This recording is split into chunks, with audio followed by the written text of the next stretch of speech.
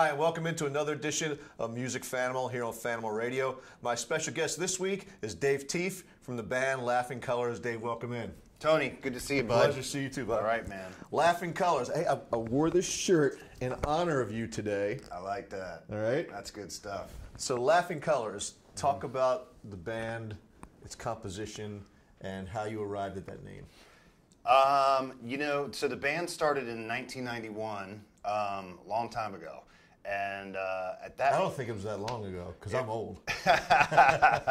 We can go with that. I like that. And around that time, I was experimenting with higher states of consciousness, and I think that name... There's a lot of places you can take that, too. Yeah, exactly. And, it actually was this is kind of a lame thing to do, but it was a song first. And the name of our band was No Such Thing, and we had a song called Laughing Colors. And so there was another band called No Such Thing, and they were like, hey, you got to change your name. So we just decided to change it to Laughing Colors, the song, and then we ditched the song. Okay. So that's that. Have you ever tried to revive the song? No, it was a really bad song. So Laughing Colors, the song came first. I think Bad Company was the same way. I think you're right. So, yeah. All right, now guys have done a healthy amount of recording. Mm-hmm. If I'm correct, 8 albums? Yeah, counting our live albums, yeah, I believe it's 8, yeah. Now, talk about the body of work, when it started, when you guys last recorded, and if there are any recording plans in the future. Yeah, so our first album, our first album was a tape. So it was a long time ago, and now I'm dating myself, Tony. Yeah. So I have another T-shirt too. You know that thing that you used to put in the middle of 45s when you would play it on the turntable? Do. I have that. Is it like, what's this? Yeah. You know? Yeah, I know exactly what it is. So then we came out with a tape, and that was 1992, and then in 1994, Mitch Allen, who went on to SR-71 fame and is now producing acts in California like Demi Lovato and a bunch of other. He's got a bunch of hits now. He's been nominated for a Grammy, but I remember him in Honor Among Thieves. Correct. Yes. Before SR-71. Same Mitch, exactly. So he produced our first album, and I believe our second album as well, and that's around the time that his band got signed and started touring. Mm-hmm. And so again, he had a lot to do with kind of our early sound, but we kept recording at Right Way Studio, which is where he was, which is right in Baltimore, and that's where we did all of our studio albums, except for the last one, which we recorded up in Boston in 2004. So technically, the band has been on hiatus since 2005. Okay. But every year we do a handful of reunion shows. So that ended our regular operations, touring, playing 5-6 times a week. That's when we all kind of decided to say, hey, let's take a step back and do some other things, raise our kids, get married. Other, guys were just kind of doing some other stuff. So, but our farewell gig was in 2005, but we've been doing reunion shows ever since. Now, walk us through the recording process, if you will. When you actually have a song, what inspires the song? Does the song take on a new life in the studio? Does it end up being better or worse once you're finished? Because I'm sure you have an idea in your mind what it should sound like, but does it always get to that? For me, it's gone both ways. I've had ideas for songs, and the band has come up with ideas for songs, and I thought the studio didn't do it justice. And then... Is that a producer issue, or...? I won't blame it on the producer, because ultimately I think it comes back to the artist to explain their vision, how they want it to come out. So I would never throw anybody under the bus and say, that was his fault, because ultimately what's in here has to come out so everybody else can hear what's in your mind. But almost every musician will tell you after they recorded a CD, oh, I should have done this better. I could have done this. I mean, it's never perfect. It's a process of having to let it just be what it was, because everybody could go back and take their songs and make them better than they were. So you kind of just have to live with what you got, and it's painful as an artist to kind of do that because you always want to make it better, you know. So sometimes, you know, an idea came and you didn't think it was that great, and then once you hear it recorded, you know, it just takes on new life completely. Do you get an opportunity to give it new life, let's say when you perform it live? See, that's always been our bread and butter, and mine as well. I love to write songs that are fun and energetic, and I think that our band has always written towards playing live, and they do take on new life when they're live, and that's why we've put out I think 3 or 4 live albums, including an acoustic album, because we were all about the live show. And it's almost like when you just hear our studio album, something is missing, I feel, because it was such a part of what we did and the crowd interaction and the energy of a live show that's to me what always made the band, that's what made us tick, our live show. Yeah, I remember when the Beatles were doing Let It Be, the idea or the concept behind it was to practice, rehearse the songs, get them down, and then when they were finally recorded, to record them live. And I thought that was always an interesting concept, but they never followed through on that. They did the rooftop thing, and that was the closest they got to it. Right, yeah. I mean, you know, I wish we had the resources to experiment with the different things that they did. We would kind of just, you know, write as we go, and then not having the unlimited bank account to record how you want to record, we would book 2 weeks of studio time, get in there, and just hammer everything out. Because that was your deadline. That's what you had to do back then. Yeah, you know, if you have carte blanche, like some of the bigger acts and stuff like that, but you can sit around. And of course, back then, you know, with the Stones and people like that, they're, you know, doing drugs and saying, all right, today we're just going to get high and talk about, you know, and write words. You know what I mean? For us, we had to go, all right, we need drums done by Tuesday night, and then we got to do guitars early in the morning, and it was like boom, boom, boom, boom. Right. So, you know, but that's how we did it. You know, it always seemed to work, and you know, I'm proud of some of the stuff that we've recorded for sure.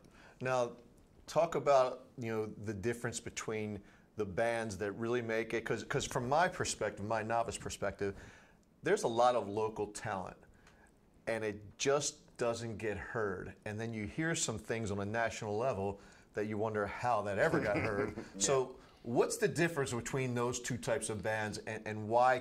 What does that local band that I described need to get over that hump?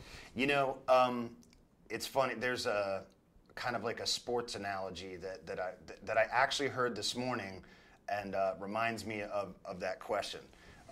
You know, to make it big, you need a couple things. You need to be good.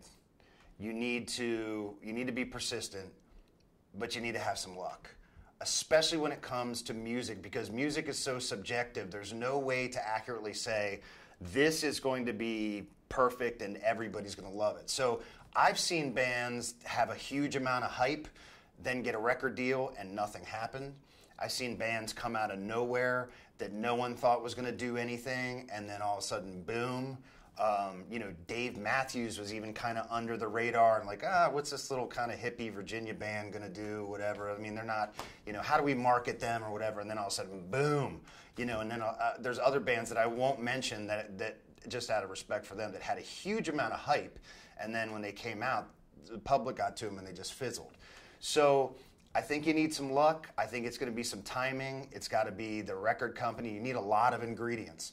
It's very, very, very, very difficult to get to the point where you even sign a record contract, and then once you sign a record contract, to be a successful signed artist is whole nother step. Right. You know what I mean? I guess it would be like the major leagues. It's like, I made it to the major leagues. Well, how many people become, you know, the Tom Bradys or the, you know, the Bryce Harpers or the whatever? It's the same thing with the bands. You know, you made it, that's great. You made it to the big dance. You know, but the number of bands that I think are fantastic. I mean, Crack the Sky is one of them. I mean, if in Maryland, they're gods. But if you go, you know, most places around the United States, I always found that interesting. Yeah, and you listen. I grew up on them, and to me, they're still gods. You know what I mean? But I listen to them, and the talent and the songwriting and the lyrics and all that kind of stuff. You know, it's who knows what what it was that didn't take them to the next level, but I'm glad they're here still. So there's no real clear-cut solution. It's pretty elusive. Correct. Okay. Speaking of the solution, we're going to take a time out. Dave's going to perform for us his song, The Solution.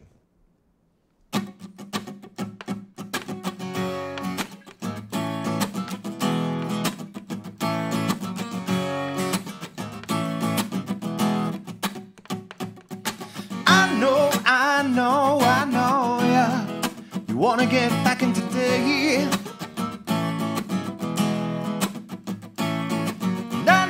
I know you live with a little bit of rhythm, but it's on your head now.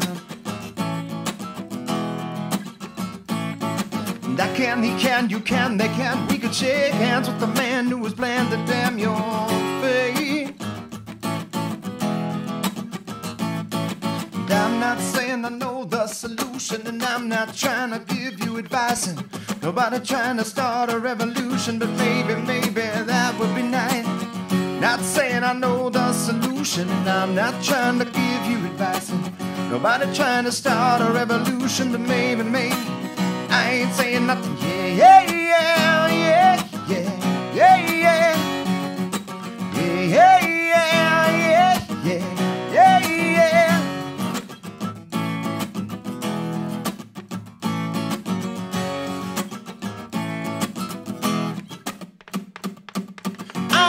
I know. You got a little bit of water, but where's your bread? Well, I keep on summoning a little bit of your brick wall in my head now. And I'm not saying I know the solution, and I'm not trying to give you advice. Nobody trying to start a revolution, but maybe that would be nice. Not saying I know the solution, and I'm not trying to give you advice. Nobody trying to start a revolution, but maybe I ain't saying nothing. Yeah, yeah, yeah, yeah, yeah, yeah, yeah, yeah, yeah, yeah, yeah, yeah.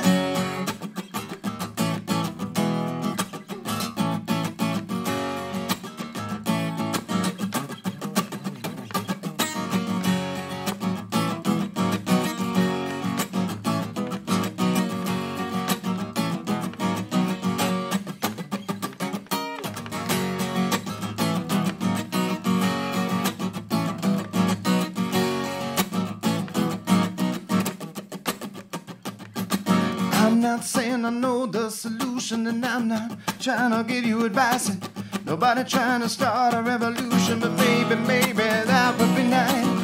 Not saying I know the solution, and I'm not trying to give you advice, and nobody trying to start a revolution, but maybe I ain't saying nothing. Yeah, yeah, yeah, yeah, yeah, yeah, yeah, yeah, yeah, yeah, yeah, yeah.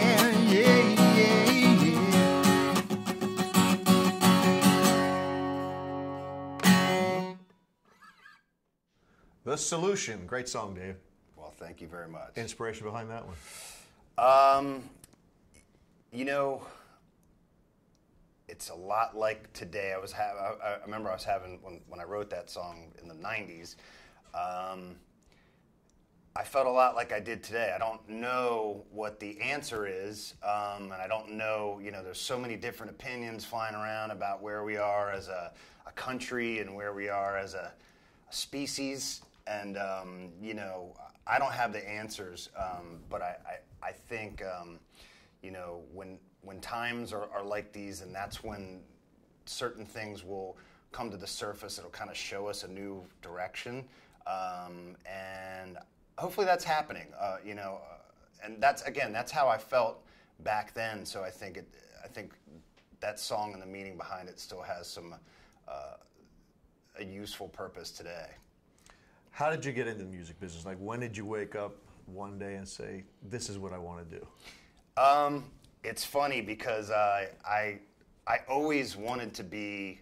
I got my first. My wife's sister had an AC/DC album when I was like 9 years old, and as soon as I heard that, I was like, I want to do that. I know I was always a music fan. my dad, you know, I grew up on the Beatles and Paul McCartney and you know, Fleetwood Mac and the Eagles and stuff like that. But when I heard AC/DC, I was like, whoa, that's what I want to do. So I knew. Was it the energy? Yeah, and just the loud guitars and the screaming and and Hell's Bells and all, Highway to Hell, all that stuff. Yeah. So the problem was I was a little fat kid. So I wanted to be a rock star, but as I grew older, and I didn't have any talent either. So, which was a huge hurdle. So as I grew older, and even in my young teen years, I'm still like a little obese kid with braces, and I'd tell people, you know, I really want to be a rock star. They're like, yeah, I don't think they have little fat kids with braces become rock stars. But so as I got older, I'd practice more, and I lost some weight, got the braces off, and then as soon as it was time, or as soon as I really felt like I could actually make a go of it, it just so happened that there was a couple really talented guys in my high school. So the guys who were in Laughing Colors, I went to high school with. Okay. Known each other for years, which is awesome because they're just great friends of mine and actually like family after all these years. They had way more talent than I did, without question. But I was like, if I get into a band with them, that will be a good band. You know what I mean? So I was like, I've always kind of had the idea of, you know, let me get into an arena or an area where people are more talented than me, and maybe it'll rub off, which is why I'm here today with you, Ty. You're in trouble. So, but that's kind of what happened. I mean, and they're still way more talented than me, but by being in a band, and I'm not like trying to be humble. I mean, literally, my guitar player went to GIT, one of the best guitar players or guitar schools in the world. Got a 4.0. I mean, he could play with a symphony orchestra if he wanted to. I'm like 3 chords in a cloud of dust. So by playing with these guys, though, I got better and better, and we played often. You know, we started right out the gate. We started playing like 4 or 5 times a week, almost immediately. And if you do something long enough, you start to get halfway decent at it. Little osmosis going on. That's there. it. Absolutely. Yeah, it worked for sure. They're still rubbing off on me. Good. Now, you've got a couple of boys of your own. Are they musically inclined, or they have any interest in it? They are. Yeah, both of them. So my older one, he likes to dance a lot too, which is not part of my skill set. And he's really good at it. Like I don't know where he got it from, but he's really good at it. But he is picking up the guitar. How old are they? So 10 and 6. Okay. So the older one has been in he was the lead in the school play and sang and danced and did all this stuff. He's ready for center stage. Yeah, he's ready. He loves it. He's ready to roll. And then my little guy, I came across him singing the words to Enter Sandman by Metallica. I snuck up behind him, and I was both proud, and yet he sounded like Damien from The Omen kind of singing, and I was kind of like, maybe I should be a little scared too. I don't know. So you've got this decent body of work with 8 albums. Great. You know, what's the one song that you're most proud of? Wow. You know, one song. I'll tell you what. One song that I always go back to. It's my favorite live song to play, and it's called Sam House. And we end with that a lot. And there's something about that song and the energy of it that I really liked. And I never get tired of playing that song live because it really, really builds at the end, and the crowd loves it, and the band feels the energy. And when I just if I'm just to think about one song, that's the one, just because of because we are a live band, and that's our best live song, in my opinion. And speaking of the live band and the band's next reunion, it's coming up November 24th, correct? That's it, the Saturday after Thanksgiving. So talk a little bit about that, where people can see you guys play. Yep, in Union Jacks, Annapolis. Okay. The Saturday after Thanksgiving, that's pretty much our traditional venue and our traditional date, 2 days after Thanksgiving. People are home, they're in town. Oh, and you know, for years we would start at like 11 and play till 1:30. Well, now that we're a little elderly, we start at like 9. Actually, let me rephrase that. We like to start at the the usual concert style time, which would be like 8 or 9 o'clock. So, but honestly, it's because people are like, "Hey man, can you guys start a little earlier? I'm usually in bed by 11:30." I feel those people. You know what I'm saying? I like you to start at 7. Trust me, the band feels the same way. I've had a lot of people be like, "Can you guys do like a Sunday brunch gig?" I'm like, "Yeah, that actually sounds like a great That's idea." some overload energy for a Sunday brunch, though. Right.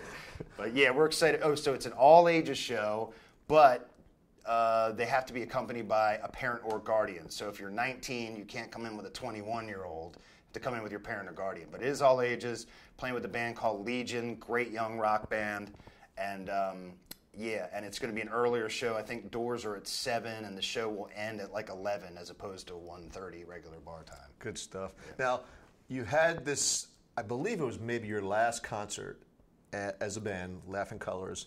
And during the concert, you ended the show with 10,000 Miles. Mm-hmm. And watching you play the song, there seemed to be a lot of emotion, your sincerity, and you just seem so dialed in. Talk about that song, why you ended with that, and the significance of the song. That's a good question. So, 10,000 Miles is another one of our kind of more popular, well-known song among our fans, and I think just the song lyrics have a lot to do with where you've been, where you are now, and where you're going. And the line is 10,000 more to go, 10,000 miles, 10,000 more to go. And so whenever we play that, whatever year it is, it almost has a sort of like an evolving meaning, because we've been playing that song since the early 90s. And here we are, 25 years later, and it's like still have 10,000 more to go. There's, all this space behind us now. So it makes you reflect. I know that once you get in your late 30s and 40s and you start to develop that sense of nostalgia about life, don't you think? About where you've been and what you've done. Well, my friend Tony Schuster used to always say that music is like a bookmark in time. It reminds you of a place, of a person, of a thing. And it never seems to go away. I mean, you may not even have seen or heard of that person or thing for a long time, and like that, it conjured up again. No doubt. Absolutely. That's a great way to put it, for sure. Yeah, and so that song, again, it kind of has, the longer we're around and still playing, it has even a deeper meaning than it does. And something tells me, sometimes I'll look back at old lyrics and be like, oh, yeah, that's what I meant back then. And it's almost like I didn't know, you know what I mean? It had to be revealed to me over time. And it's funny, when I listen to that song, I can almost listen to that and be like, wow. And you don't listen to it like the 23-year-old that wrote it. You're like, wow, okay, that makes sense now. Almost kind of like the song wrote itself. How about if we take a listen now? Sure. 10,000 Miles from Dave Tieff of Laughing Colors.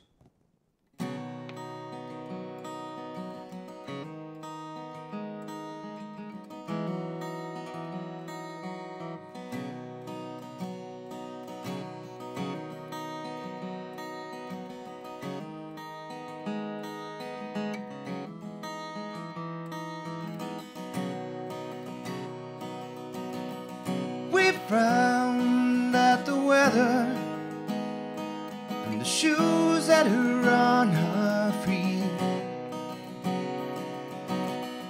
Take a look at a young boy, a young girl that's got nothing to eat,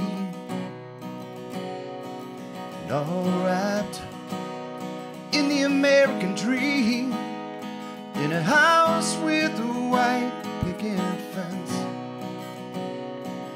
But the streets are cold for the lonely souls.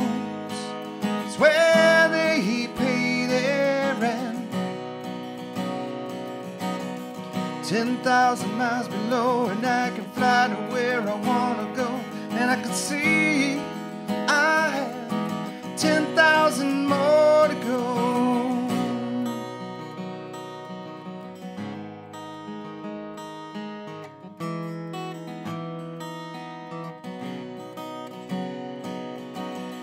Sometimes when it's raining, the light ain't shining in. Don't bother complaining,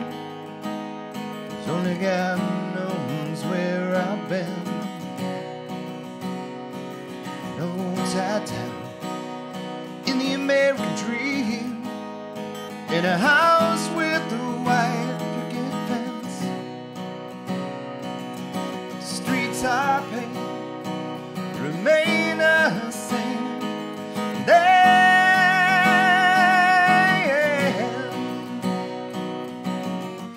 We don't care about discussion, 'cause there's no need to argue. Use concrete as an ocean. You want someone to talk to. 10,000 miles below, and I can fly to where I wanna go, and I can see I have 10,000 more to go.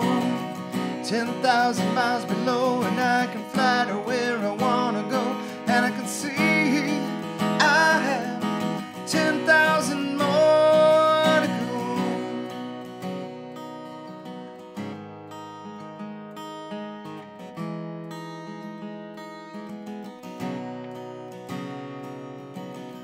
10,000 miles below, and I can fly to where I wanna go, and I can see I have 10,000 more to go.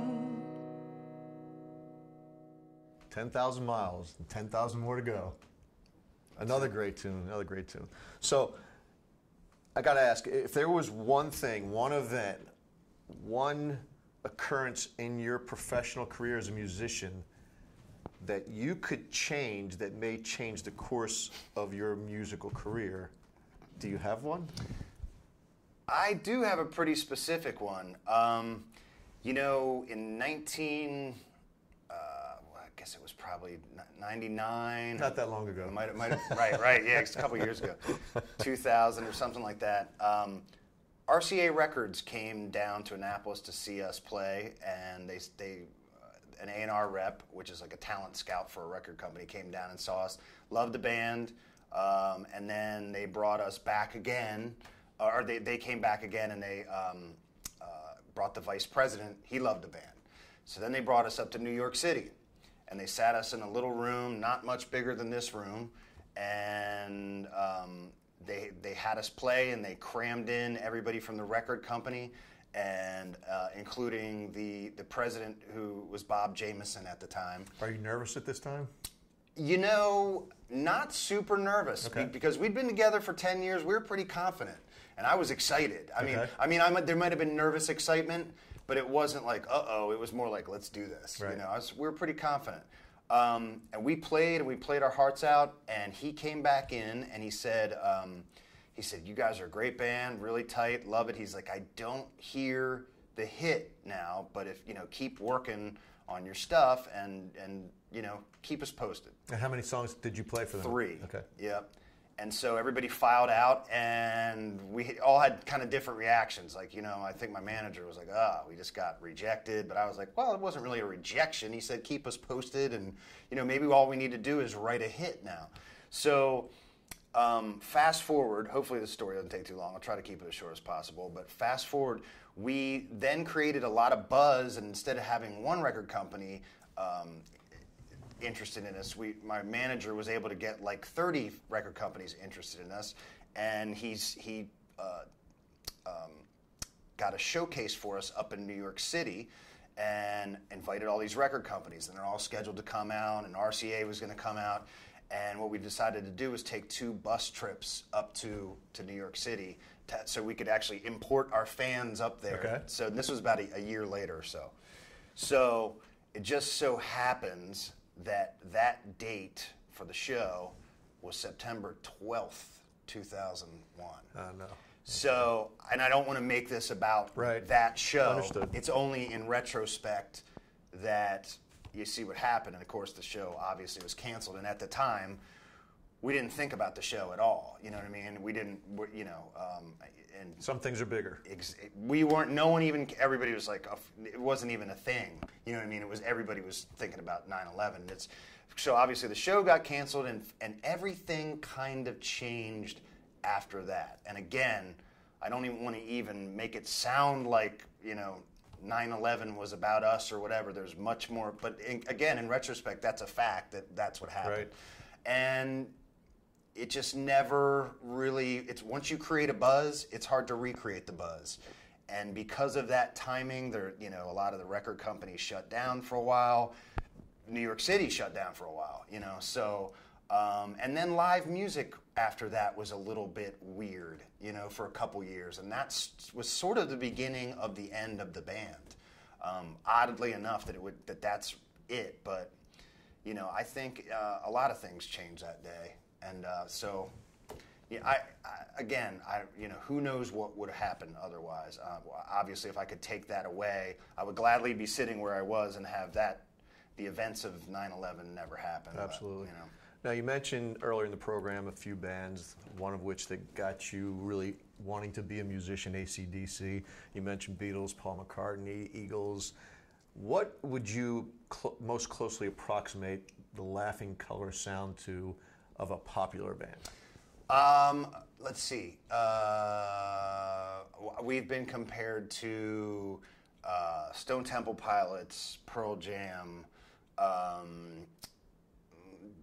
that genre, Foo Fighters, that kind of rock band. I mean, we're a rock band from the 90s. The grungy kind of So stuff. yeah, not. Do they still call it grunge? Well, they do. I wouldn't really call it. We're not exactly like the Seattle kind. Right. You know, we might be a little like maybe a grunge with a little bit of polish on us. You know, but I don't know. Who knows? Maybe we're like redneck grunge.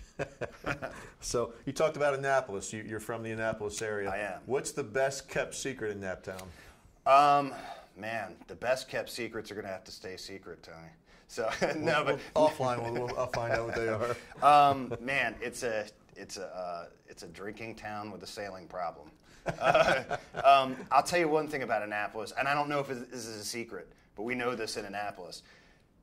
We're so spoiled with the amount of musical talent down there. I don't know what it is about the city or the water or whatever it is, but there's tons of. I mean, Jimmy Haha from Jimmy's Chicken Shack lives down there. You can see him playing on any given night. I popped in and saw him on Halloween and jammed with him.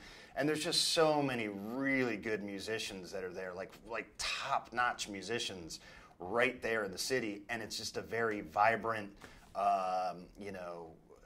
You have your kind of like colonial history there, but then you have a very hip, musical, artistic crowd there that's mixed in, and I'm very proud of that crowd. And just for whatever reason, music just seems to gravitate there. And there's always, as long as I've been playing music and been around that area, there's been top-notch musicians that come out of there. Couple quick hitters for you. Ever do karaoke? I know I have at one point. I'm trying to think of what I may have sung. I did. I sang. I was 21. I was hammered drunk, and I sang my girlfriend. What's the song from Ghost? The Everly Brothers? Everly Brothers, yes. Yeah, I did it really, really bad. They gave me a recording of it. And I thought I sounded great, and I plugged it in the next day, and I was like, oh my God, I'm done singing. Ever watch The Voice? I have seen The Voice. I've never watched it like religion. I've seen it. I don't know if I've ever watched it like, okay, there's my person that I'm rooting for this week or anything like that. But I've seen The Voice, yes. I get that vibe from most musicians that they're just, it's entertainment that I could do without. Yeah, it's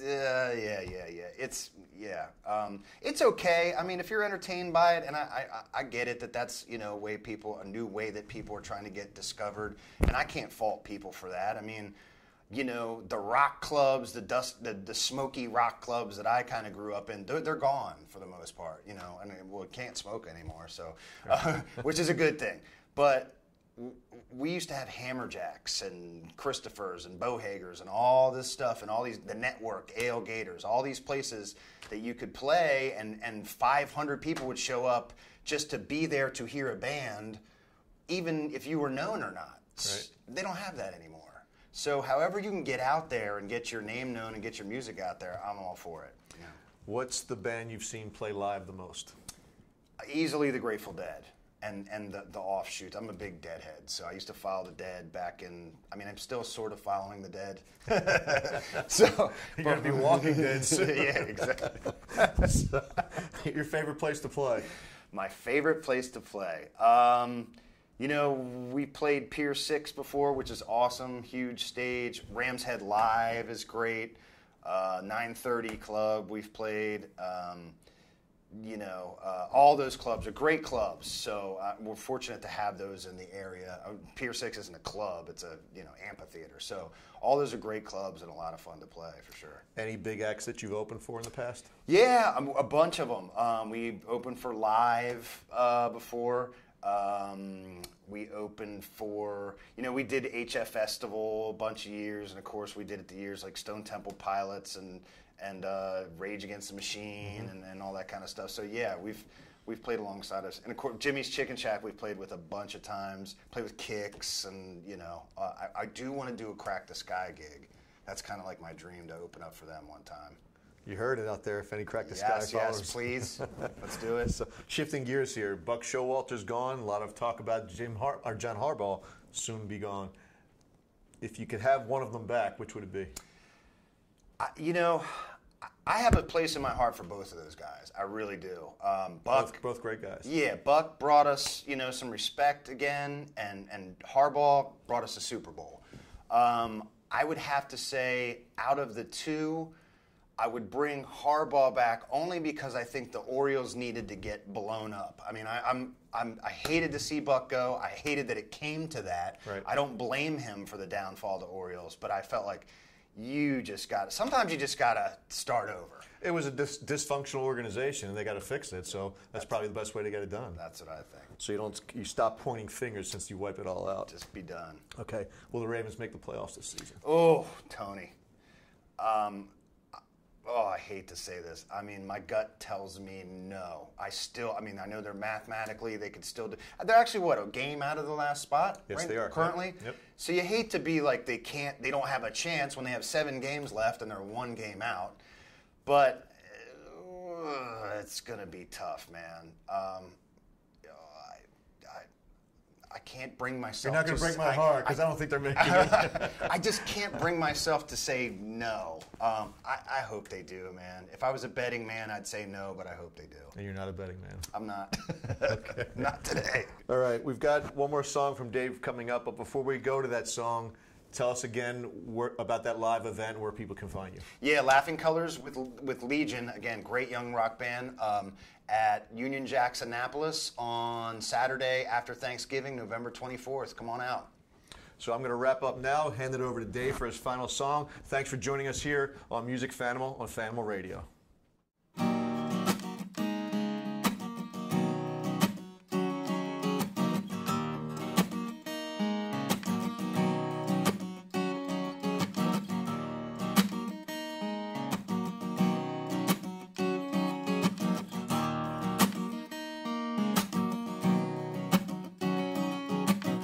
When I was young, I saw a man in uniform. He asked me for a dime to get something to eat. Said, mister, you look like the man on the movie screen. What are you doing out in the street? He said he lost his arm in Vietnam, and if you don't know, go ask your mama. She'll let you know as she rocks you to sleep. Hey, I heard you found the life you wanted. Hey, I'm not sure that this life's sweet. Hey, I'm finding it hard to stand and be counted. I'm a child of the 70s.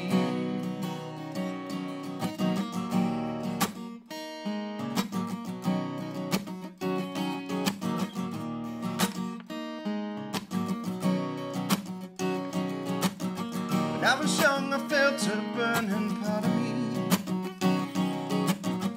Maybe that's the thing that makes me real. Maybe that's just something I left open with the latchkey, left for anyone to steal.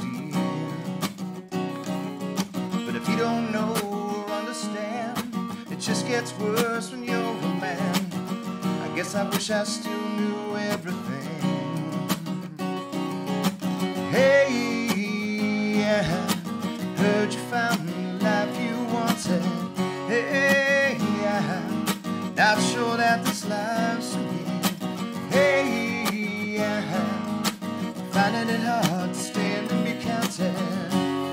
I'm a child of the 70s.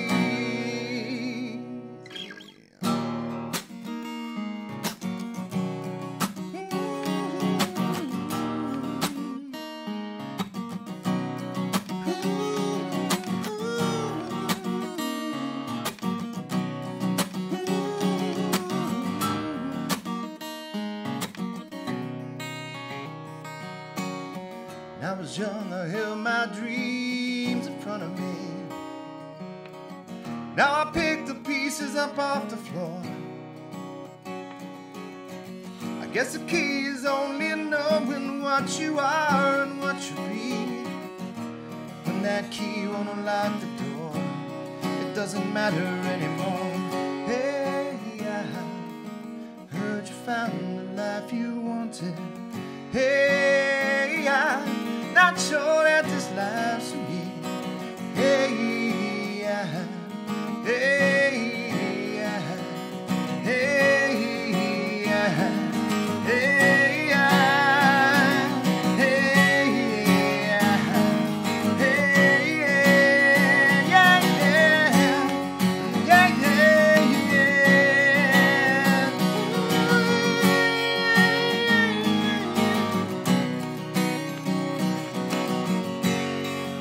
I'm a child of the 70s.